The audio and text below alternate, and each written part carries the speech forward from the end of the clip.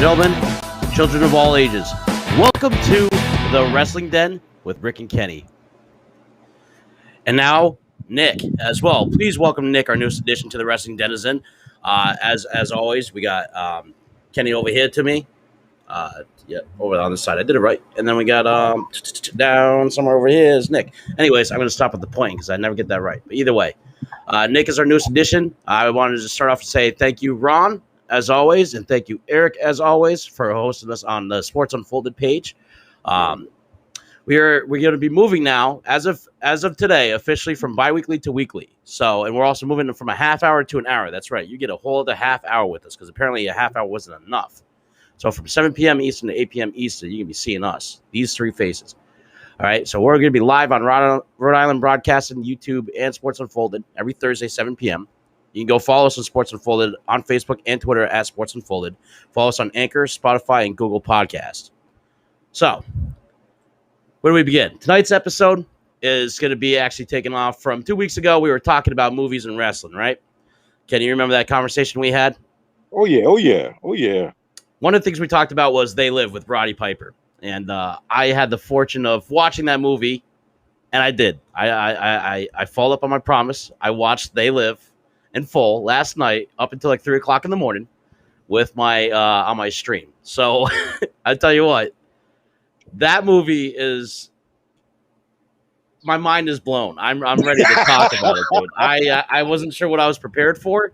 But I didn't realize how impactful that movie was. And that actually kind of brings me to basically tonight's conversation is, what kind of impact have wrestlers and in the movie industry and vice versa have had in the business.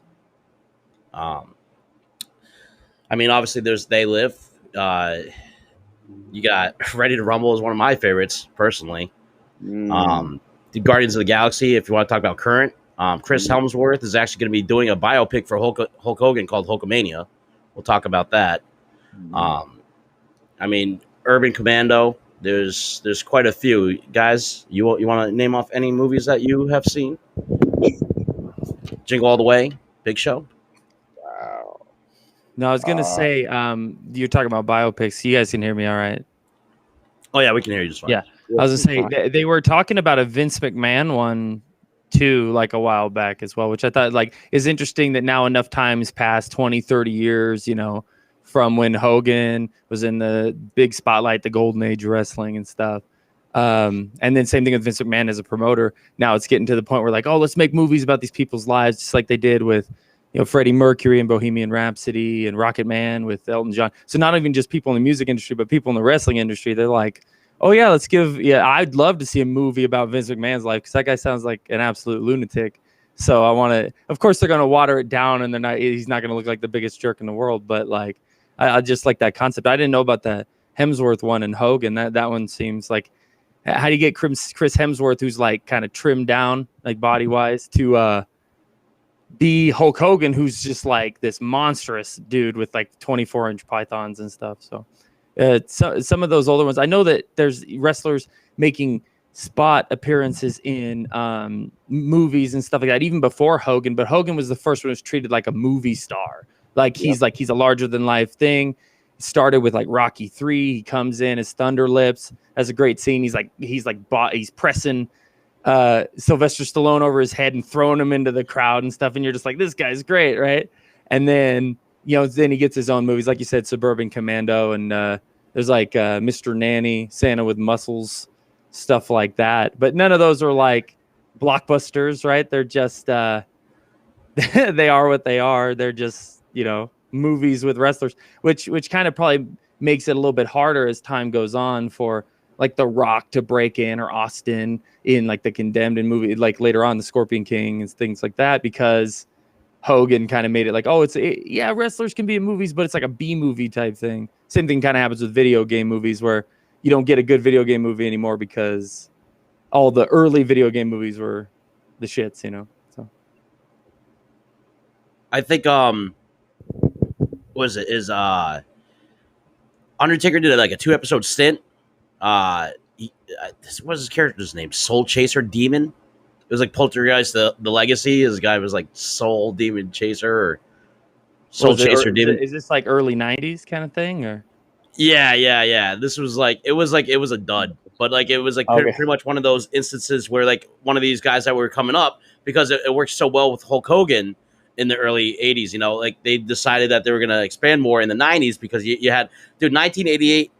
They Live, Roddy Piper, dude. That is going to be the shining star of the night because I watched that movie and I'm thinking to myself, you know, as I watched this movie with Roddy Piper in it, and I see was it Keith David was the role next to him in terms of like it was the other guy, and I'm thinking I'm like 1 year prior we had Predator, which actually had Jesse the Body Ventura in it, which is pretty cool. Right. So there's another wrestler that's been in a movie the year before that, and it had Arnold Schwarzenegger in it, right? And I'm thinking to myself, I'm watching They Live, and I'm thinking, here's your wish version of of Dutch and Dylan, dude. Yeah, Dylan, you SOB, dude. I'm watching these two, man, and like that's what I got right out of it, like right out the gate, dude. And like they had a 10-minute fight scene over him trying to put on the glasses. You know, what's weird too is like you were talking about Rocky, right? And there's Apollo Creed's Carl Weathers. Carl Weathers is in Predator as well. So there's like this whole like run around of like these big muscly dudes in movies. Because if you watch Predator as well, like you said, the body's in there, his muscles are glistening, and Schwarzenegger and Carl Weathers, and they're all in the forest like shooting off machine guns. And so does that count as a wrestler movie too with Jesse in it? Yeah, it does. Predator, it does okay, that might be the best one then, because I mean, dude, you had an all-star cast. Yep, sure did. Batista was in one of the James Bond movies. You know, he's been in Guardians of the Galaxy Volume 1, 2. Obviously, you know, his role in Endgame. Well, if you want to go through the chronological order of it, like that's kind of at the tail end of it. Batista being in Guardians now, and like that's more of a he left wrestling and now he's a movie guy. You know, like Hogan, at least when he was doing his movies, his big thing, he was a cornerstone of your wrestling screen as well. Some of these other guys, like The Rock, has to move away from wrestling to be in movies. Meanwhile, Hogan was like double dipping in in the ring and on the screen. So thought that was interesting. I think Expendables, especially 3, I think they had a lot of opportunity for like a cast like that, like to be able to get guys like wasn't Stone Cold in Expendables in one of the Expendables? Oh, I'm sure. Yeah, he's known as a action star now too. They basically got just like about anybody they could think of that's an action star, and then threw them into a movie, and it worked. Like they had Rocky in there, you know, they had both Arnold Schwarzenegger, they had Stallone, they had everybody in there. Was it Randy Couture was in there? Do you think that they figure? Do you think that they figure? Oh, guys who like action movies like wrestling, so let's shoehorn some wrestlers in there, and then it will get the best of both worlds kind of thing. So everybody wins that way. That's probably the deal. It was interesting in like the early 2000s that The Longest Yard had multiple wrestlers in it too. It was like Goldberg for sure. I think Nash is in that movie, and of course, you know, in the 90s he's the Super Shredder, but you don't get like he's not like he's in there as himself. Meanwhile, like Hogan gets to be again good. Just going back to the start of the whole thing, he's like on the marquee kind of thing. Nash is like the Super Shredder in a suit, and these other guys are like bit parts. You know, it's every time someone become the WWF champion in the 90s for long enough, they're like, oh, let's put him in movies and let's do this and that. And even Bret Hart took some time off from wrestling to do, I think it was Lonesome Dove or something, right? Some cowboy thing on USA Network or something. Yeah, Lonesome Dove. Yeah. So like all these guys, you're in the entertainment business. You're in Vince McMahon's production quality for so long. They figure you can take direction, you know, and be an actor but some guys, like especially Bret Hart, he's not the best talker in the world. He wasn't the best guy on the mic. So I don't know if I mean he was the best there was, the best there was, the best there ever will be. In Canada, maybe. No, in the ring. No, in the ring, he's the ring general. He's the man. Like Bret can wrestle a broomstick to a 4-star match at least. But like on mic, he's like the most brutiest guy ever because he's so salty. He's just Bret Hart. Like, you know, the promos don't need to be much. Let him say a few things and then move on. And then just give you that great match, and then that's that. No need to say anything. Do your talking in the ring. I mean, you're both a little bit just a little bit older than me, so I figured like picking your brains on like movies that were like earlier would be like best. You know, I'm like 30, so like '90s on, I can tell you, but as far as '80s go, like I said, I don't think there's much. I like unless Kenny can think of anything outside of They Live, and which is They Live's kind of a cult thing, and then all of Hogan's stuff was like bigger. Yeah, longest yard, like wasn't is, Kane like, in a later. horror movie? yeah, See No Evil. Yeah, See No Evil. Oh, Okay, yep. yeah. Yeah, and that's like 2000, 2001, 2002. Well, again, so like Restream talked about, like you have Andre the Giant and Princess Bride. Obviously, that's like one of the that's that's huge. like one, Yeah. yeah, that's huge. That's huge. Anybody want the peanut? Yeah. Yeah. John Cena and Trainwreck was probably one of his best movies. He was in Bumblebee. Who cares?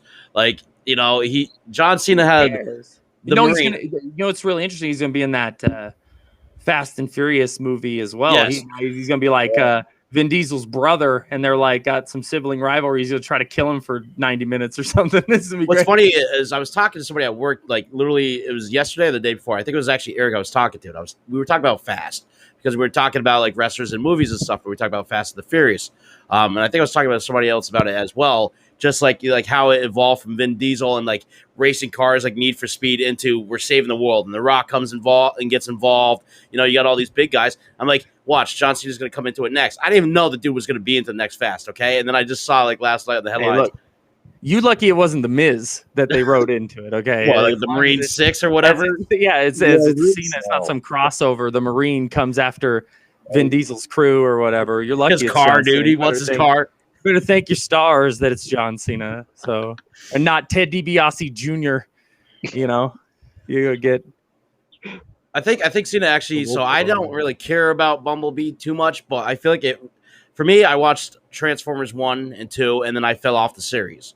And then John Cena came into it with Bumblebee. I think he actually helped that series kind of like it was a dead in the water series that he kind of helped reinvigorate, almost like the Fast series, like something that could have died. Well, Rick, what's an interesting kind of thing too is not just necessarily wrestlers in movies playing characters like but also like wrestlers playing wrestler bit parts in movies too. Is like as mentioned, like Captain Insano, the Big Show in Waterboy, and that's just a bit part. Captain Insano shows no mercy. Yeah, and he's just riffing on Bobby Boucher and stuff.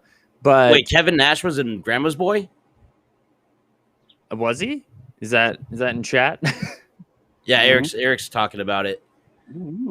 I know Kevin Nash was in Magic Mike XXL. Not that I watched it or anything. I just happened to do a little bit of research, found out he was in Magic Mike XXL. But I don't know. Kevin Nash has spent his entire professional career, and don't be acting like you ain't seen Magic Mike, but I actually have not. Is that the next movie I got to watch? Spent his whole professional career like finding himself in positions to make stacks of money.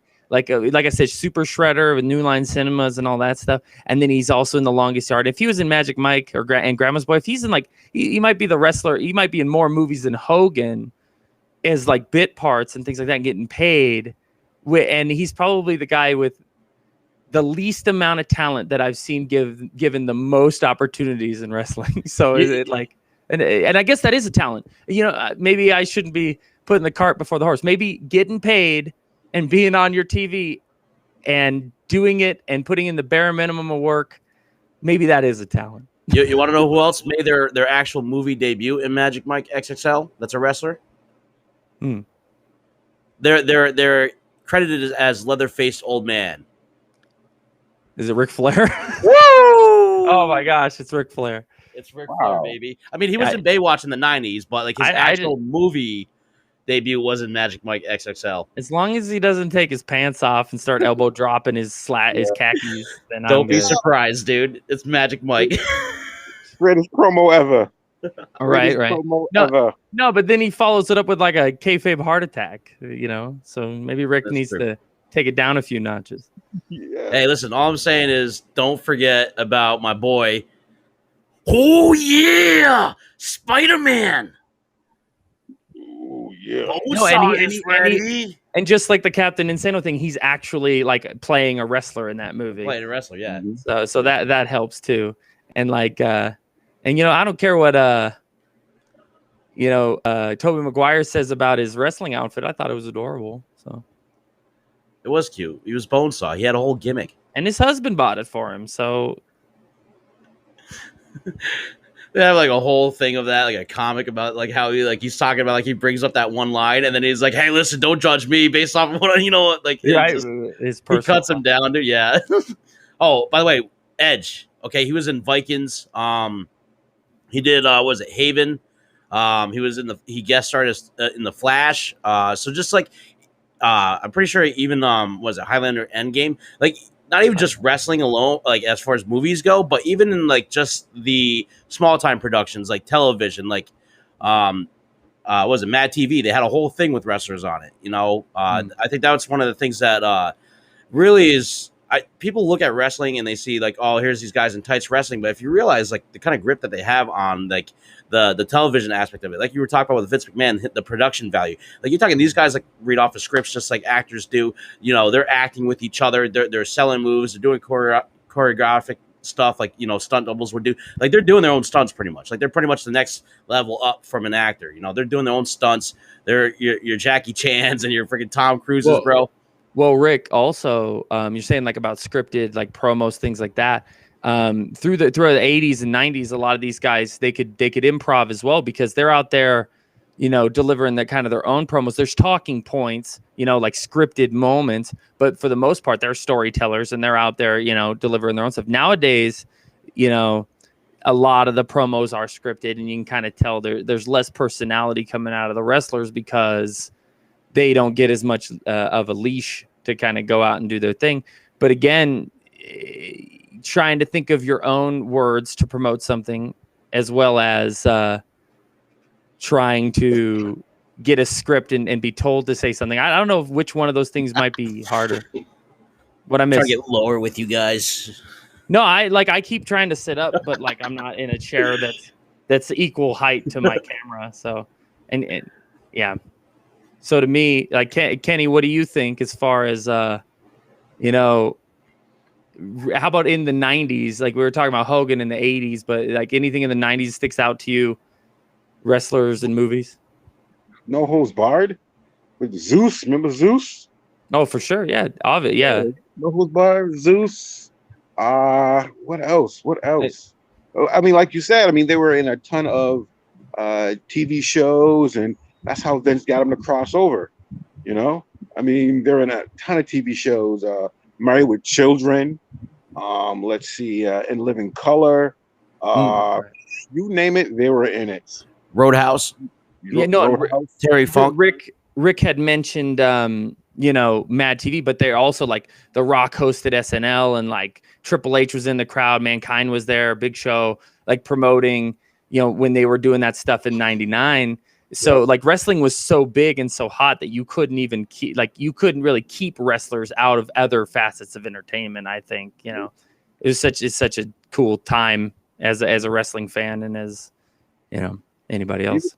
Even music videos. Mm. One of the biggest things with Hulk Hogan is like how many movies he's been in. You're talking Gremlins 2. I'm pretty sure he's in that. I know he was in Muppets from Space. Because again, like I talked about 2 weeks ago, that was my introduction to pretty much WCW. Was like, as a kid watching Muppets and then watching them come onto the big screen with Muppets from Space. One of my favorite movies just because of that cameo appearance alone. Like Hulk Hogan was big then, Hollywood Hogan, and that's kind of what like bridged that gap. As a child, as a kid from the 90s, that bridged the gap for me for wrestling was Hulk Hogan's cameo appearance as a bodyguard in there. And then into watching wrestling, I'm like, this guy's cool. He's a badass. I gotta see this guy. And then even then with Hulk Hogan, other than that, you got Three Ninjas, High Noon on Mega Mountain. Like we talked about that on the phone. And I love Three Ninjas. Okay, that's like such a horrible movie. The best acting job in that whole movie was the Three Ninjas one. It was Hulk Hogan's toupee that they gave him. That did the best acting in that whole movie. Pretending that guy's got a hairline at all. Like that's the real about it. So I got to slide more money than Hulk Hogan did to get on that film. No, Rick, like I was telling you before, one of the reasons a big reason Hogan jumped over to WCW as well is like he could do a lighter schedule and do his thing, and he had trimmed out to like be more so a movie guy and be more so like a Hollywood, like you said, star. Even before he was known as Hollywood Hogan, he was doing like taking some time off doing Thunder in Paradise. He Mhm. was doing those same movies we were just talking about in the 90s. And by that time he's in WCW, and they made it, easier for him to do that because he didn't always have to be the him headlining every single pay-per-view and stuff like that. So Go-to guy, yeah. yeah. I want to point out, because it's fresh in my head, dude, watching They Live. So I just want to say, talk about the impact that wrestlers have, just movies alone. So okay, Roddy Piper's infamous line, I'm here to chew bubblegum, kick ass, and I'm all out of bubblegum. I just realized that the setting for Duke Nukem is pretty much They Live. Like, literally, the lines that come out of that movie are going straight into Duke Nukem. Like, the inspiration for that line. Well, with Duke Nukem too, he also does like he talks about a boomstick. He references all that stuff like Evil Dead. He references They Live. Like Duke Nukem, all of his catchphrases were like "Hail to the King, baby." He's like, it's more Evil But I Dead didn't stuff. realize the impact that movie had. I'm telling you, like, you say it's a cult, like a cult classic. I had no idea this movie existed until 2 weeks ago. Because you weren't part of the cult. You weren't drinking the Kool-Aid. Doesn't matter. I'm drinking the Kool-Aid now, baby. I watched that last night. I'm telling you, there was a 10-minute fight scene over sunglasses. And no, I was they're hooked. brawling, dude. They're brawling. And then they stop and he smiles and he's just like smiling at him. And then they start fighting again. And I'm like, what is going on? I got lost in that movie last night. And it's still relevant to this day. They Live is I wonder if his fight scene with that guy in They Live like gave them the idea for the what is it, the backlot brawl at WrestleMania, is it like 10 or 11 or something? Him and Goldust beat the crap out of each other. Yes. Roddy Piper and Goldust. But I don't even think Roddy Piper is supposed to be in that fight. I think originally it was like Scott Hall as Razor Ramon was going to go up against Goldust, and they were doing this like Havana street fight. And then like Scott Hall gets suspended for like a drug thing. And then Roddy Piper steps in, beats the crap out of Goldust on pay-per-view, for the record. That's how that played out. So also, like what Eric's saying, is Rock has surpassed Hogan as #1 wrestler in movies. But I mean, that's like saying Nicki Minaj has surpassed the Beatles in No. You got to give The Rock. Like, I think The Rock's a better actor than Hogan. Like, again, you got to hit. Like, he's also producing better movies too. Like, again, Three Ninjas, dude. We're talking like again, you want to talk about discount, like Dollar General, like pretty much Mr. Miyagi, Dollar General comes the grandpa out of Three Ninjas. Okay, so like the movies that I think honestly Hulk Hogan's biggest, like his two biggest movies are the ones that you're gonna talk about. Disrespectful what you just said. I don't care. I really don't care about that. Mr. Miyagi. The Rock goes. There's peaks and valleys though, because like I had said to you before, Rick. There's like when Rock first gets in a movie, Scorpion King, even the game plan, stuff like that. It's like he's Dwayne The Rock Johnson, because what they were hoping was like, oh, this is how you know this guy. He's The Rock, Dwayne The Rock Johnson. He got big enough and did well enough as an actor that they dropped The Rock out of his name. Suddenly, he's just actor Dwayne Johnson, to the point where I actually interpret The Rock and Dwayne Johnson in my mind as two different people. Two different people. It's weird. Yeah. He's two different guys, because the Rock Rundown, is Walking Tall. Those were also his big films that he like broke out besides Scorpion King. Which, if I don't know if you remember during the invasion when he was talking to Hurricane in the back, and Hurricane talked about like because he was like talking about superheroes and like making fun of Hurricane, and then Hurricane brought up the Scorpion King about who would get their ass kicked, and he's like, oh no, you did not. Like he literally took a shot at the Scorpion King, and like. Just that's what are you gonna fight the 3D model of the Scorpion Rock? Dude, absolutely, Scorpion King too. The video effects on that, the special effects on that Scorpion version of The Rock, it looks horrible if you go back and look at it now. They need to remaster the Scorpion King was so good. If the Scorpion King was so good, that second one would actually have included The Rock in it. Okay, not a 3D CGI rendering of the Scorpion King himself. Hey, which one was cheaper, paying The Rock or just creating a virtual Rock? Having the Croc show up, dude. The Croc, broke. Dwayne the Croc Jackson. Right, seriously. No, I do think that's interesting though, because The Rock, he's like, to say my kids are 10 and 6, and like if they grow up and watch movies with Dwayne Johnson in it, are they even gonna understand like who The Rock is? To me, that because I think he just transformed into a different guy. I think he turned into someone else over the course of time, and he was there's a word for that I can't think of right now, but he's evolved, from Squirtle to War Turtle. And in this case, Blastoise, now that he's doing like 2 movies a year kind of Well, thing. he's also got his own show now. Oh, right, Little Rock. Or is that what it's called? Little Rock? Am I Young crazy? Rock. Am I thinking of Arkansas? Young Rock. Oh, sorry, Young Rock. Young Rock. It's about him like 2032, like running for president, and like he's telling the story of his background, which is really cool. I like it. I like that it's weird seeing these guys as actors trying to be wrestlers. Like looking at the guy that's playing Andre, who's too skinny to be Andre. The guy who looks like Bradley Cooper wearing a wig, looking like Macho Man Randy Savage. But overall, I think the ones that look closest are the Wild Samoans. The guys that play the Wild Samoans actually look closest to playing, like looking like the Wild Samoans. They probably got members of that family to do it because I know there's still members of that Samoan dynasty out there. What's that guy's You talking name? about the Fat Toes? No, like that are like in the indie scene. Yeah, who's the guy who's like really big? Is it Joey Fatone? I think. Joey Fatone is in sync. No. Fat Tone. I'm saying Fatu. Joey Fat. You said Joey Fatone. Oh, I was thinking about fat guy. I'd like to see I want to see Joey Fatone in the ring. Dude, he would not. Him versus David Arquette, dude. Right. No. Speaking of like David Arquette, to me, the vice versa. Yeah, I was going to say in the wrestling scene. Yeah. I can't believe one. People riff on that Arquette thing, like, oh, how could they make him the WCW champion? And in that time, WCW, and they like hang it on him that it went downhill and it went out of business and stuff. WCW was already on the steady decline before David Arquette came around holding the WCW title. But you realize it was just like some cross promotion thing where he came in and they were promoting Ready to Rumble as a movie, and to me. Yeah, you don't put your heavyweight championship on the guy if you're doing some promo for a movie, but I mean, could be worse. I seen fake Rosie O'Donnell and a fake Donald Trump wrestle on Raw. So, I mean, at least David Arquette was in that triple cage match. At least he was getting some color. I don't remember if he got busted open or not. Actually, did he? But like, but remember the real Donald Trump was also there too. Oh, well, yeah, but he wasn't the WWF champion. Money. No, yeah, drop $100 bills from the ceiling and go home. You mean the bucks, like the AEW bucks money? Trump bucks, yeah. Trump bucks, yeah.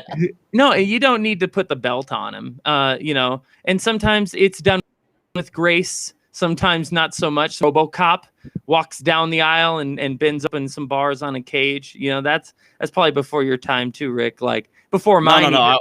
It's just. I remember RoboCop and Sting. He was Sting's tag team partner. Yeah, and he comes out and saves him from the Four Horsemen. As far David, as like, so we're saying like, oh, who's the best wrestler to actor, but who's the best, actor to wrestler? Steve-O. And Chris Pontius. No, dude. Umaga was like bumping destroyed him, dude. Super hard. Oh, God. By the way, I just want to say, if you're looking to follow us, follow Sports Unfolded on Facebook and Twitter at Sports Unfolded. Follow us on Anchor, Spotify, and Google Podcast. We're live on Rhode Island Broadcasting, YouTube, and Sports Unfolded every Thursday, 7 p.m. No, and Rick, I did want to say, in case you're just joining us now. I don't think I did say it, but thank you. And I told you about proper podcasting and intro etiquette. Thank you for the introduction. Thank you for, keep bringing me on the show. And then, as well as joining you and Kenny here in this rousing roundtable of wrestling. So glad to have you. And you said David Arquette. Just like Britney Spears' ex-husband was going against John Cena. What was his name? Kevin Federline. K-Fed? Yeah, K-Fed, yeah. White beater looking guy. Yeah. No, the guy who's most famous for being Britney Spears' husband, right? Yeah. Yes. Wearing a white beater. Yes. And the time that he took an AA from John Cena. Yeah. No, Kenny. So, what do you think is so? Like we said, best wrestler to switch over as far as his acting career. I'd give the nod to The Rock over Hogan, but we can debate about it. But what do you think as far as the best actor comes over to wrestle, like, and have like an extended run or do something of note? I don't know about actor turned wrestler. You want me to list off a couple? Jay Leno tagged with Diamond Dallas Page. If you want to think about one of them. That's right. Jay Leno. That's right. And that's actually a good tag match, but that's not like body of work. That's just a one-off. What about Karl Malone, who also teamed with Diamond Dallas Page? Yep. Yeah, but Karl Malone's an athlete. He's not an actor. Shaquille O'Neal, who was also at Bash on the Beach. Dennis Rodman, athlete. And he was in Universal Soldier, I think, right? With Goldberg and Rodman. Am I thinking of the right thing? The right crossover is Rodman and Goldberg. Well, Goldberg's in the other one, right? Crazy to think about. Okay, hold on, real quick. Mr. T, all right, Dennis Rodman, Shaquille O'Neal, Karl Malone, all right, all Bash at the Beach. Obviously, like different years. Some of them are the same, some different, but Bash at the Beach, yes. Like if you look it up, Mr. T, what was it, like 1994? He was a special enforcer in Halloween Havoc. And he was also at Bash at the Beach in Orlando. It's almost like they planned it that way. I know. Crazy. They paid a lot of guys to show up at Bash at the Beach. Interesting. No, at least Malone was hitting the diamond cutter. Like that was cool. And even like the Rodman, if you watch that match, if you watch the Rodman, Hogan, Malone, and DDP match, it's actually not a bad match in and of itself. It probably just goes on too long to have two professional basketball players in there with, a past his prime Hogan and then, a prime DDP. Well, have you guys watched The Last Dance? Michael Jordan's thing on Netflix. Yeah. So a big thing that it brought up was it. So I found this interesting is that it talks about Dennis Rodman, obviously, and during that time, doing the WCW thing, and at the same time going to Las Vegas and doing his thing, and basically like they had to just let Rodman be Rodman and do his thing, and just hope that he would show up. And when he did, he'd come out and he'd play. But like they tried to get a hold of him for like 2 days, and he was not answering his phone. He was on a binger. Just going, dude. And it's like at the same time when they did the whole in the back of a limousine. Yeah, he's in the back of a like, limousine or backstage with Hogan or something. He's just like, I'm not picking up my phone. I'm not like this would be like if Eric's calling me like, hey, dude, it's almost like 7:00. Where you at? And I'm just like not answering. All of a sudden 7:00 hits. Here comes Rick. I'm on the show. I'm ready to go. You know what I mean? Like that was Rodman, dude. He wasn't answering until it was bell time, and then he was going. Right. Mm-hmm. So it's like his big thing was like showing up and doing the WCW thing, being part of the NWO. Like they wanted him to focus, and he was like focused on other things, like I'm going to be part of the NWO and all this stuff. And also, when he came on the thing, though, that's just one of those prime examples of somebody like Rodman who's just. It's weird how he's a sports guy, but he's also very well known in the wrestling world, just like ICP, unfortunately, in WCW for things that they did outside of like their actual talents. Like that will always be embedded in my head that Dennis Rodman is a part of the NWO. Oh yeah. Mm-hmm. Right. But for sure, I think that pop culture, like wrestling, became a pop culture like staple for a while there. So, like I said, the crossover was easy. I think it was that wrestling got so hot that it couldn't be denied as far as leaking over into the pop culture consciousness. So, like, anybody watch Mayweather versus Logan Paul? Yeah, I did. I did too. I didn't have to pay for it, fortunately, because I'm still asking for my money back.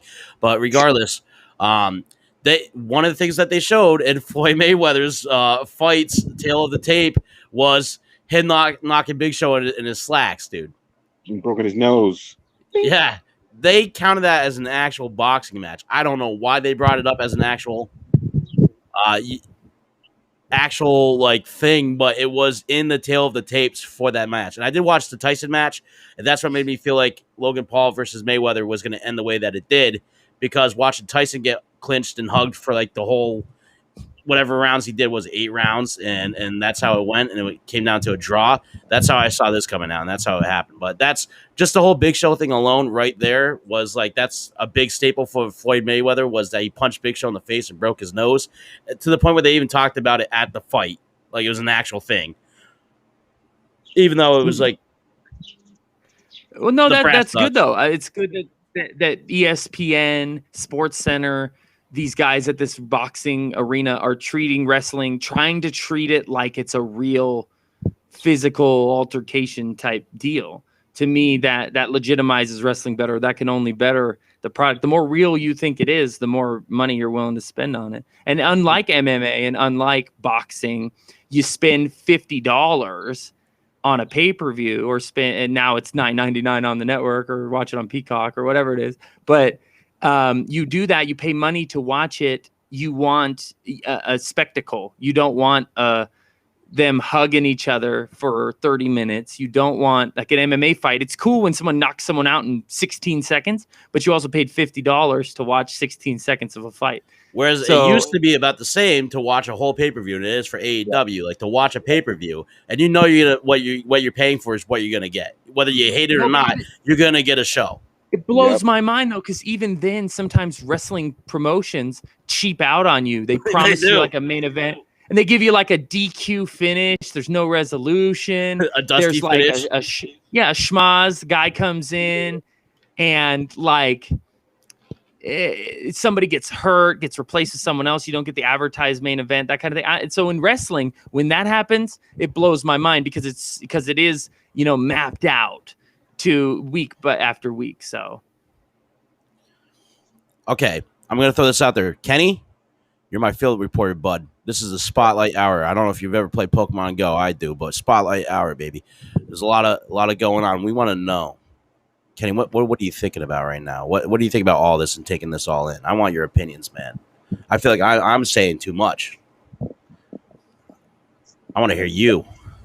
You want to hear me? Report. I want to hear you, man. I want to hear our field reporter. What's our field reporter going to say? Yeah. Field reporter? I think we're doing a great job.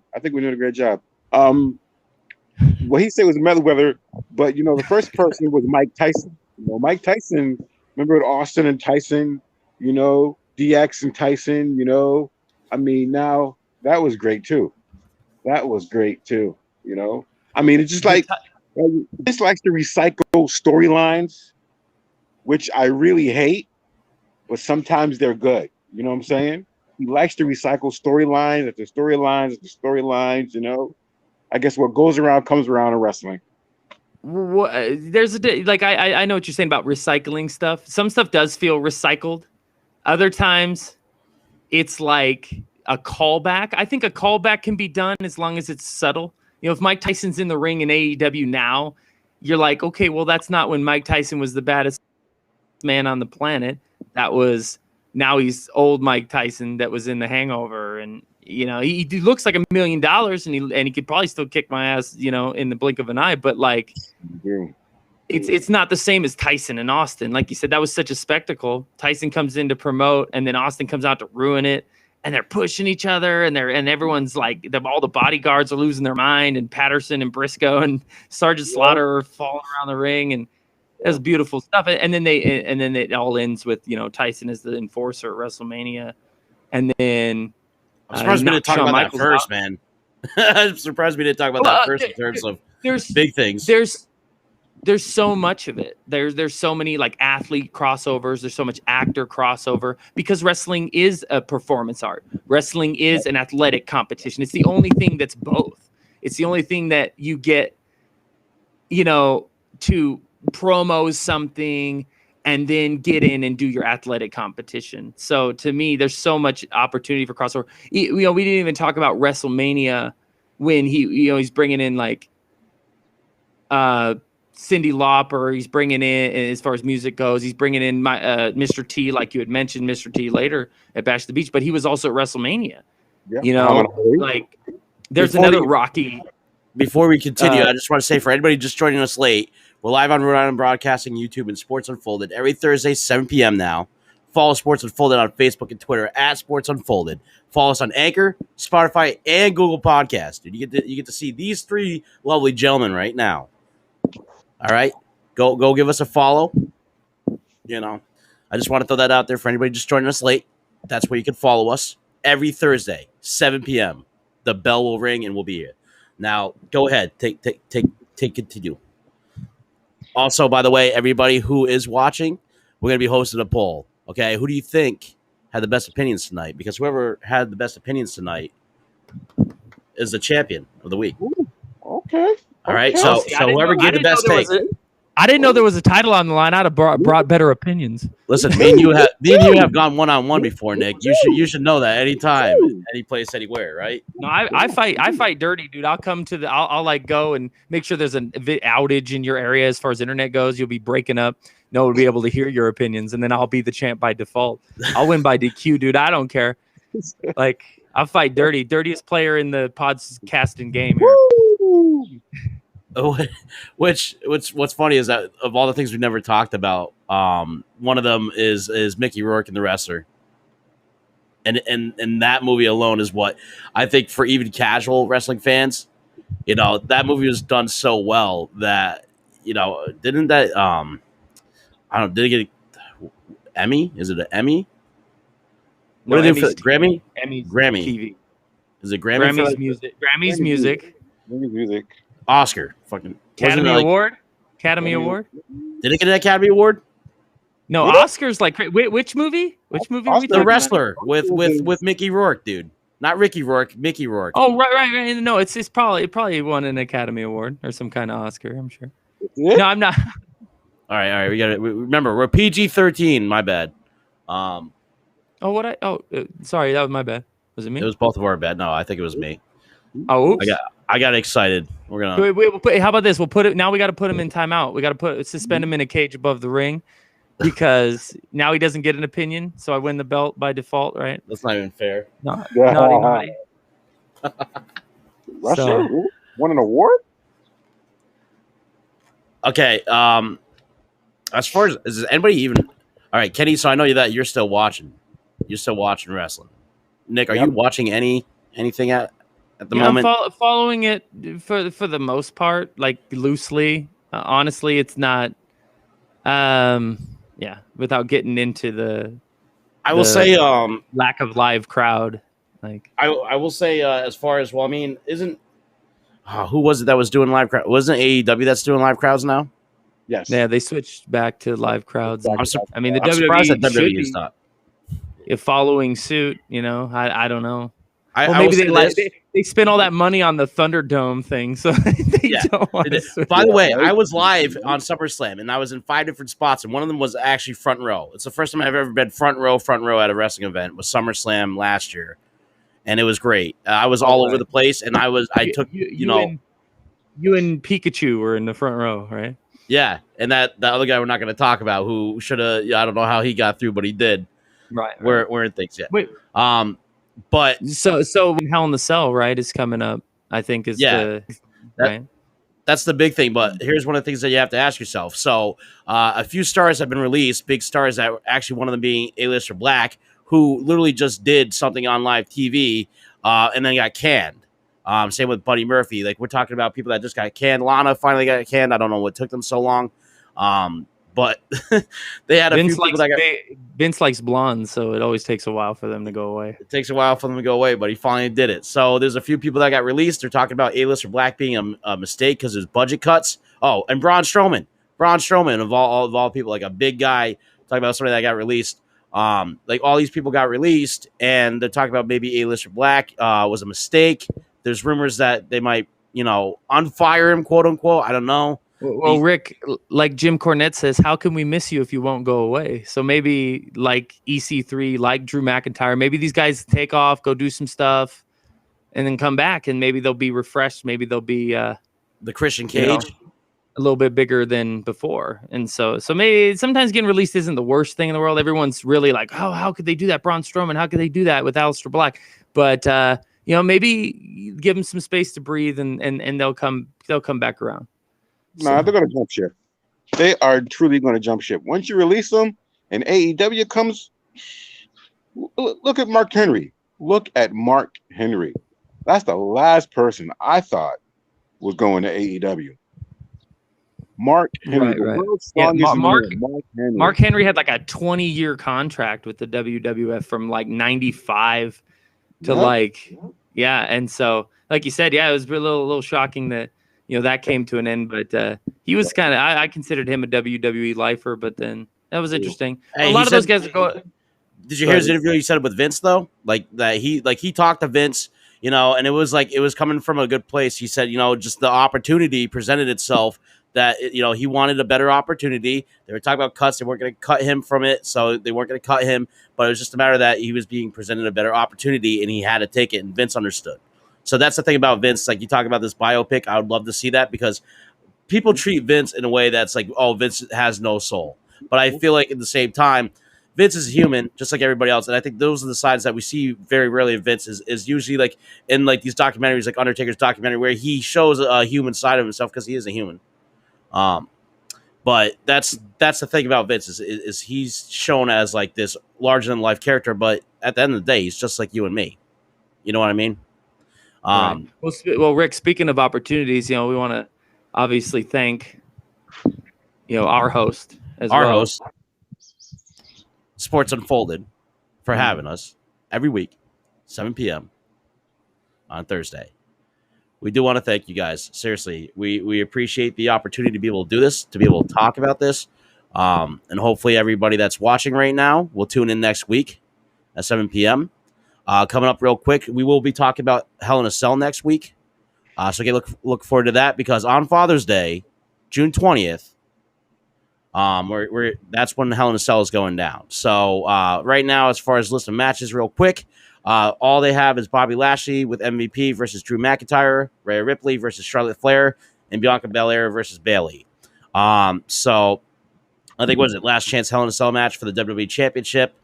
For Bobby Lashley, it's just a singles match for Rhea and a singles match for Bianca and Bayley for the SmackDown and the Raw Women's Championships. But I'm not the wrestling guy. These two guys are going to be your two guys that you're going to go to for what's happening now, and they got to convince me to watch. Just saying, you got to convince me, man. I'll watch They Live 1,000 times over, but you got to convince me to watch Raw. I have an hour to convince you to watch Rhea Ripley and Charlotte Flair. Like, come on. Yeah. That speaks for itself. I mean, right. Yeah, it speaks for itself that Charlotte Flair is very greedy. Okay. That's it. But next week, we're going to be talking about Hell in a Cell more, so we're going to get more in depth with that, and more in depth on what matches are coming up, because right now they only got those 3 matches, and I'm not looking forward to any 3 of those matches. So, you boys got anything to finish us up with? To send us what? Take it home is the word I like to say.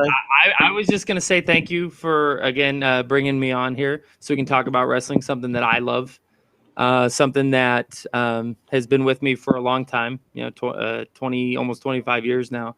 So thanks for bringing me on here, and thanks to our hosts for Sports Unfolded for hosting the show as well. So for hosting, Kenny, welcome aboard, Nick. Welcome aboard, Nick. Thank you. Remember, guys, go out and vote. You got a week. We're going to figure out who did it best tonight. Who did it best? We got 3 faces. Who did it best? Who wants to win this belt the most?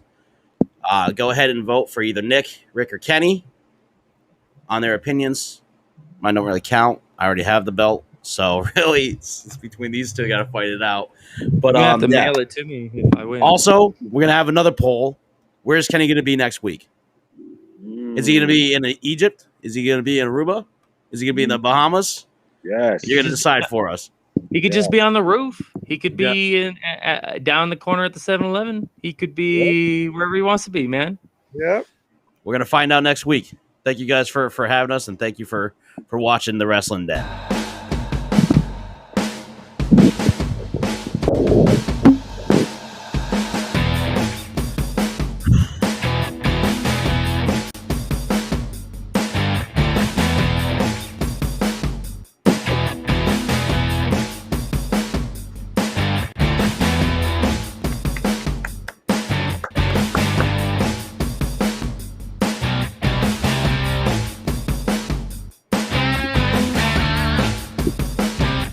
Talk about Hulk